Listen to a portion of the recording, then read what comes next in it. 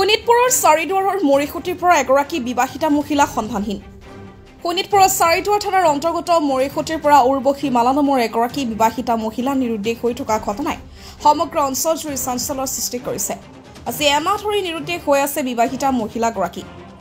এবছৰ পূৰ্বে মৰিখুটি উৰ্বশী মালা নামৰ বিবাহিত মহিলাগৰাকী বিয়া হৈছিল তামোলপুৰত। এমাহ পূৰ্বে চাৰিদুৱাৰৰ মৰিখুটিৰ নিজৰ মাকৰ ঘৰলৈ আহিছিল উৰ্বশী। চাৰিদুৱাৰ সমীপৰ লুকৰাৰ ভনীয়েকৰ ঘৰলৈ ফুৰিবলৈ গৈছিল। সন্ধিয়া ঘৰলৈ উভতি অহাৰ পিছৰে পৰা মহিলাগৰাকী নিৰুদ্দেশ হৈ পৰে। পৰিয়ালৰ লোকে বিভিন্ন ঠাইত বিচাৰি কোনো সন্ধান নোপোৱাত চাৰিদুৱাৰ থানাত এখন এজাহাৰ দাখিল কৰিছে। News desk report, the north east times.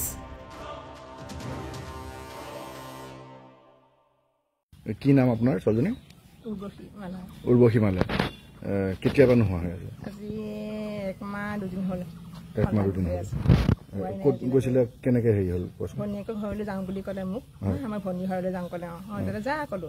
তাৰপিছত ক'লে মই থাকি পেলাই মই আকৌ আহিম বুলি ক'লে। মই যা বুলি ক'লো। ভনীয়েকৰ ঘৰলৈ গ'ল, গৈ পেলাই দিন থাকি পেলাই ভনীয়েকৰ ঘৰৰ পৰা মই ঘৰত আহোঁ। ভনীয়েকক ক'লে ভণ্টি মই ঘৰলৈ যাওঁ বুলি ক'লে। তাৰপিছত যা তেতিয়াহ'লে খাই বৈ পেলাই বুলি ক'লে। খাই বৈ পেলাই ধুনীয়াকৈ ওলাই আহিলে বেগ লৈ পেলাই। বেগটো লৈ পেলাই আহোঁতে মানে তাই দখৰাৰ পৰা এটা কোনফালে গুচি গ'ল এইটো গম নাপাওঁ। এতিয়া একো গম পোৱা নাই।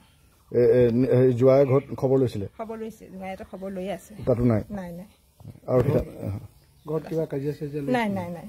কাজিয়া পাছত ধুনীয়াকৈ থৈ গৈছে চেণ্টাৰলৈকে, আমাক ষ্টেচন গাড়ী ষ্টেচনে থৈ গৈছে আমাক জোৱাইটোৱে, মোক আৰু আমাৰ ছোৱালীজনী।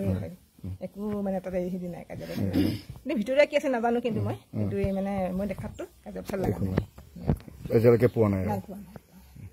যাতে মোক মানে ছোৱালীজনী য'তেই আছে তাতে মানে মোৰ ছোৱালীজনী যাতে মই খবৰটো পাওঁ, ছোৱালীজনী মোৰ যাতে বিচাৰি খবৰটো পাওঁ। মই খবৰটো পাই মোক ভাল লাগিব মনটো। নহ'লে মোৰ আজি একমাহ 2 দিন হ'ল বহুত মনত দুখ লাগি আছে। সেইটো কোন এষাৰো নকয়, কোন এবাৰো নকয় মোক ক'ত আছোঁ মা, মই আমুকত মা ক'ব লাগিছিলে বা মা মই আমুকত আছোঁ, মই চিন্তা নকৰিবি, এইটোও নকয় মোক কোন জেগাত আছে। তাতে মই খবৰটো পাওঁ মোৰ ছোৱালীজনী ক'লৈ আছে।